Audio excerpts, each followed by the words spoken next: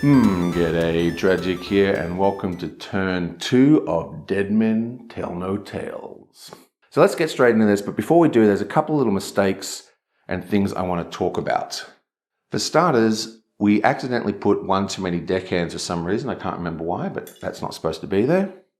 The second error was actually quite large, but I can't fix it, so I'm just going to tell you what it is. Basically, and I think this is a design error in these cards, because I make this mistake every single time I pull this game out to play after not playing it for a long period of time. So basically, see how this skeleton movement icon has a red circle around it? That doesn't mean anything. It doesn't mean anything. So every other instance of red or yellow, so this is a yellow die, this is a red and a yellow die, this is a yellow die only.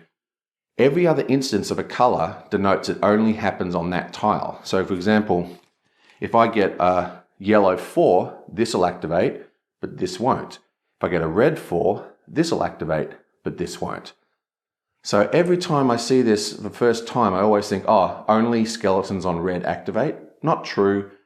This is the only activation icon for skeletons, and it activates all skeletons anywhere. So that sucks. And I think that's a design flaw in the card.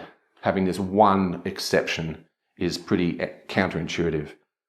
But anyway, so the only skeleton was here, and we've already killed him, and, you know. Also, I looked up in the FAQ, Jade's ability does actually affect deckhands in multiple rooms. So her ability allows her to kill 2 deckhands with a single action instead of 1, but she can kill 2, and they don't have to be in the same room. They just have to be valid targets. Awesome. That's actually much more powerful. Bam-o. So that's that. And there's one more thing I want to discuss, and that is the black die. Now, everyone thought it was an April Fool's joke because I posted the video on April Fool's, but it's not an April Fool's joke. This is a broken die. It is impossible. Well, it might not be impossible, but it's pretty hard to roll above a 3. It is just broken. There's something wrong with the balancing of it. And this is a common thing that I've found happens with wooden die. Because, one, it's wood, and wood automatically, anyone who works with wood knows that they have different densities through the wood. 2, if they pulp the wood and then reform it with glue, it stops being that really light, nice sounding wooden die. And it can get dented, like there's no physical dent in this dice, but wooden die can kind of compress where it creates pockets of density underneath it, but without it actually looking dented. So it's very hard to tell with a wooden die. And lastly, the way to test die without doing 500 million rolls is to drop it in a bit of water and watch it float, right? And if it always floats to the same die face at the top, you know that it's not balanced. But the thing is, wood warps in water. So if you soak your wooden die too much and you're not careful, you can actually warp the die and ruin it. So yeah, it says you can't get higher than 3. Terrible. And as that one gets a 1. This is a nicely, there you go, 4, a nicely weighted chess X. Okay, so not an April Fool's joke is my point. Let's get into this. Black Gus's turn. Now, he is at a location. Now, there is a different set of rules for when you're holding a treasure, okay? You can only do 3 actions, which is rest, walk, and swap a card, and that's it. And there's a different fatigue rule, which shouldn't be a problem for us. But basically, you know how when you, like if I went from here to here, this is a 2, this is a 3, that would give me 1 fatigue because 3 is higher than 2 by 1 difference. But if I was carrying loot, you just gain whatever this dice says. So if I moved in there, I'd get 3. But our way out is not blocked. So we've got quite a lot of stuff going on here. Also, when you exit the ship, you do this thing called respite, where you halve your threat, or halve your fatigue, or whatever they call it in this game, which would take me down to 3 because I'm currently at 6. So what I'm going to do is I'm going to use one action and kill a deckhand. Then I'm going to use one other action and lower this dice by 1. Yabam. Then I'm going to do one action and pick up the treasure. Then I'm going to do one action and move here. There's no dice there, so no threat gain. And then one action to move off the board, and that halves my threat. And we deposit the treasure. I'm going to put the... oh, you know what I'm going to do? I forgot to draw. I always forget to draw these tiles. So I'm going to put the tiles down here near the actions so I remember. So firstly, we have to draw a tile. What have we got?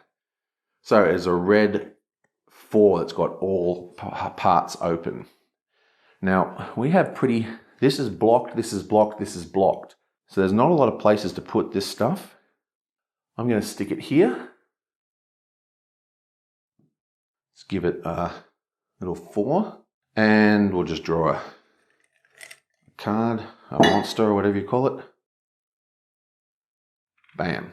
Okay, so he's done his turn. Now let's draw the card. What you got for us? Yoink. Red and yellow 5s activate. There are no 5s on the board, so nothing happens. That's excellent. So now it's Jade's turn. Now Jade is green. Firstly, she's going to use her dagger and get the free action to kill deckhands. She's going to kill 2. 1, 2. She's then going to use her first action to kill deckhands. She's going to kill 1, 2. Now what's she going to do? Okay, let me think. She's going to spend an action, lower this by 1 to a 2. She's going to... actually, she's not going to do that. She's going to leave that at 3. She's going to go 2 actions, 3 actions. Hang on, let me... I've confused myself. Oh, and I didn't draw a goddamn tile. Let's go. Okay, so we've got a kegger, a number 2 kegger. So that kegger is definitely going to go off, but we can stick it over here. Little chain reaction going on there. There's no die to place. And it's another deckhand. She used her free action to kill guys. Then she killed another guy. So she's got 4 actions left. She's going to go 1, 2, 3. Raise her power to 3. And then she's going to go 1. Move in here. It's 3, 3, so there's no threat gain. And now she needs to roll. She's trying to kill a 6, which means she needs a 3 to win. So it's a 50-50 chance. Come on. Come on, 3. 5, that's an easy done. This is now killed. And it is a treasure. Excellent. Now let's draw. Okay, so any die that doesn't have a mark goes up to 1. This becomes a 1. And this here becomes a 1. I think that was a very bad idea to put all the kegs in a row there. And now we have a skeleton movement. Okay, so each skeleton moves 1. And they all move into adjacent towards the nearest person. So this is bad. So he's going to move here. He's going to move here. And this one's going to move in here. This one moves here. And this one moves here. This guy was the first one to move in from the top, I think it was, or whatever, it doesn't matter. So we're going to fight this one, and we need a 7 to beat. Now, she did use her power, so this is at 0. So she cannot beat this. So what we're rolling for here is the difference to reduce the damage. Come on, we want a 6. We get a 1 versus a 7, so that's plus 6. 1, 2, 3, 4, 5, 6. She's now at 11. Now that we've been beaten by the skeleton, we roll for the retreat effect and we get a 6. Wish we could have rolled that before. And if we look at the battle card, we rolled a 6. So we get to choose between enemy retreats, pirate retreats, fight again, player choice. I'm going to retreat, and I'm going to retreat 1 back here. So then the other skeleton moved in and there's no one to fight. So that's the end of that turn. That wasn't good. Not cool, man. Not cool. So it is Whitebeard's turn. What have you got for it? Oh, another keg.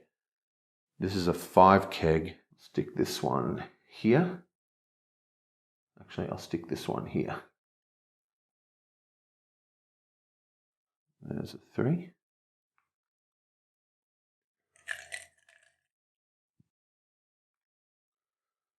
So he gets 1 less threat every turn, every action, okay? So he's going to go. He can't move in there because he has to fight straight away. Okay, so he's going to use 1 action to move in here. He's going to do another action to take the blanket, which is... Oh, he's already got the blanket. So he's going to then use 1 action to use the blanket and lower this by 2. Takes it to 1. Then he's going to go 1. Actually, he's going to lower it by 1 to take that to 2. Actually, there's so many 2s, isn't there? 2, 2, 2. Yeah, okay, so let me start again.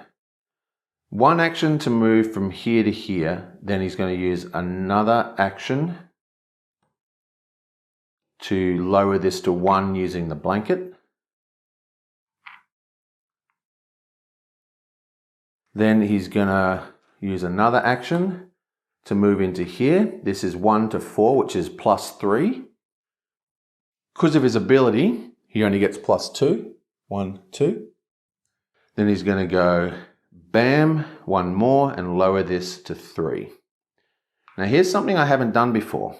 Basically, if you end your turn when you still have actions, so he's moved, lowered, that action is given to the next player. So now we're going to pass, and Cobalt here is going to get 6 actions.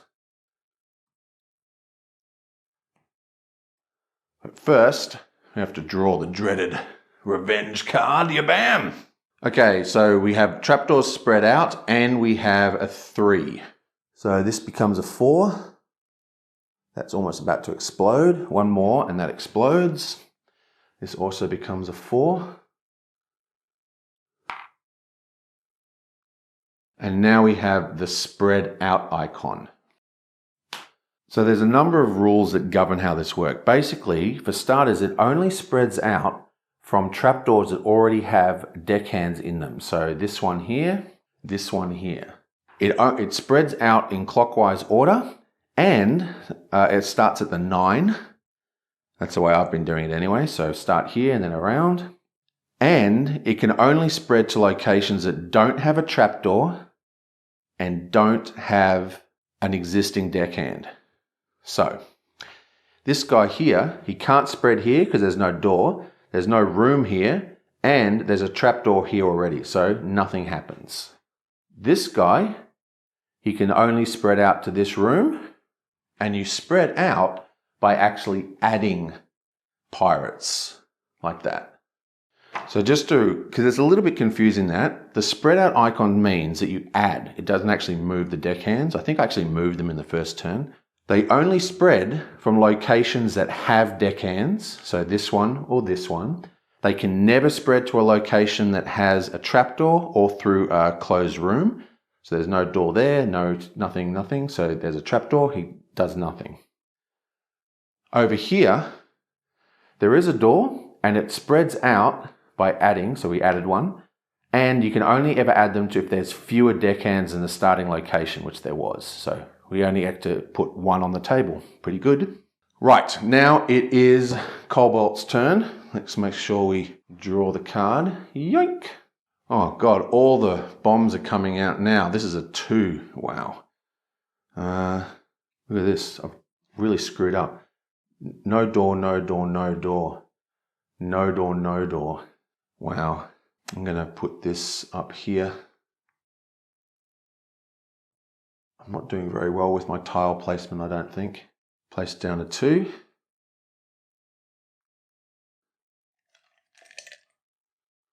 It's a trapdoor. Okay, so now remember, he's got 5 actions this turn. So what he wants to do is we need 1, 2, 3, 4 actions, hopefully. So that's 1, 2, 3, 4, 5. And there's 1 extra action. No, wait up. 1, 2, 3, 4, 5. Yeah. 1, 2, 3, 4, 5. There's the 6. Okay, so he's going to spend 1 action and he's going to take the sword, gives him +1.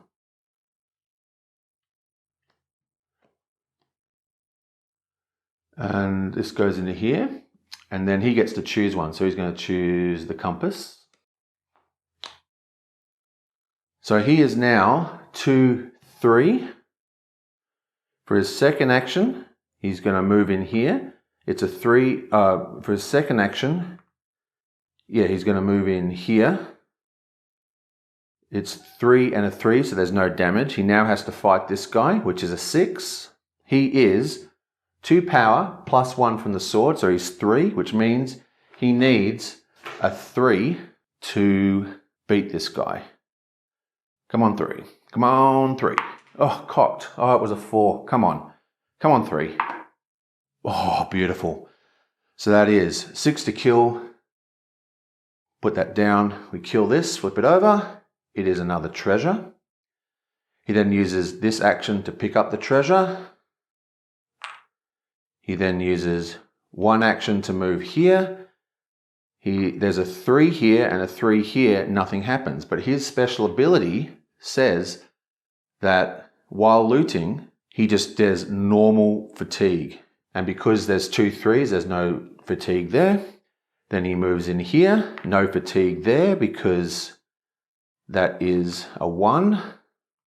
Then he moves off the board. Boom. And we have gained a second treasure and cuts his thing in half. I'm at 5. So is that half rounded down or half rounded up? Let's put it to half rounded up. And now let's draw his card. Boom. Okay, all 5s activate.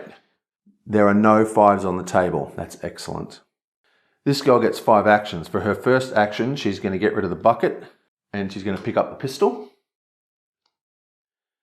She's then going to lower this die by 1 to a 2.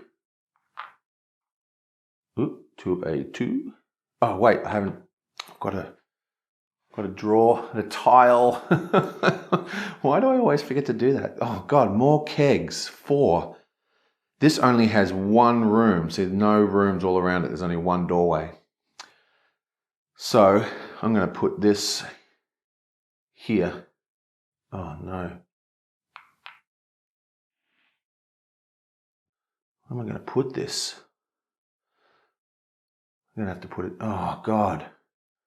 I'm going to have to put it here. Man, I've done the worst layout in history. Okay, so that's a 2.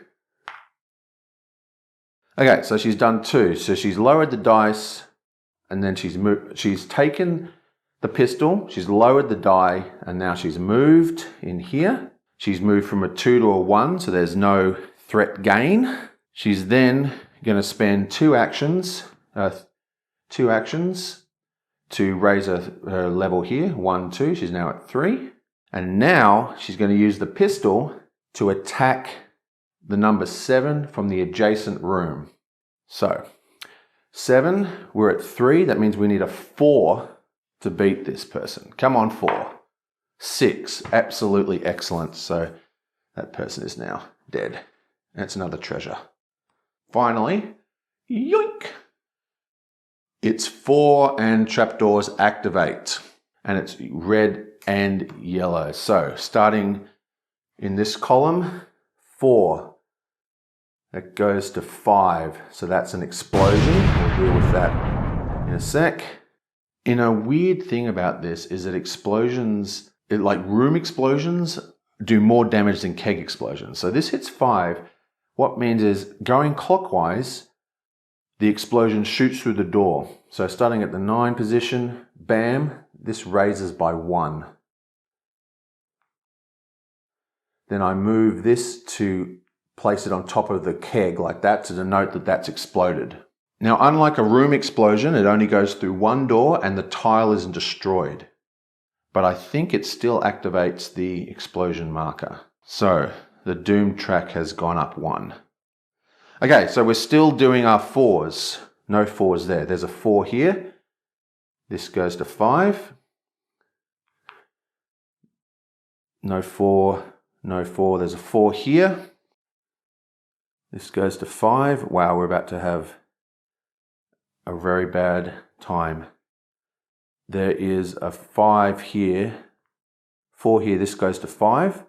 This is another keg explosion. Bam. So this goes to here. Boom. Now, the chain reaction, it bursts through this door. It sets this to 6, which actually destroys that room completely. This guy goes back in the box. This is now destroyed. We get another doom token. And it shoots out every single other doorway. So this one goes to 4. It does hit the white guy, but his ability stops him from gaining fatigue, 1 less fatigue.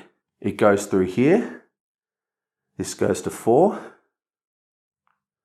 And it goes through here. This goes to 6, which then explodes that room. Bam! And that makes this one go up to 2.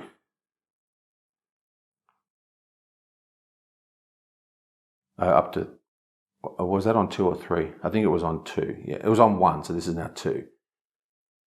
I don't think that exploded. Did that explode just then? I'll have a look in editing. I'll fix it next turn if that's wrong. Wow, that is a brutal. And then, of course, we also have all the hatches open. I guess having the ship explode around them woke up all the deckhands.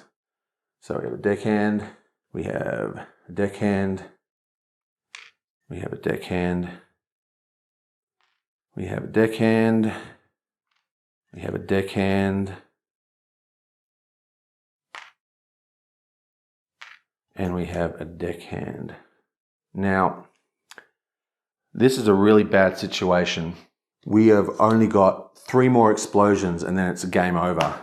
And we have 2 incredibly dangerous rooms here, a 3 and a 2, which I put next to each other for some stupid reason. So we've got to put someone basically on fire duty for the rest of the game. There's another 2 kegs up here. Man, I really did badly on my setup here. Oh dear. On the plus side, we have 2 of our 6 treasures out. And we know that there's 2 treasures here and a 3rd treasure there. So with luck, we'll be able to get through this, at least get to 5 treasures. Maybe even next turn 5 treasures. Okay, well that is that. That is the end of I can't even speak. That is the end of turn 2, and I'll see you guys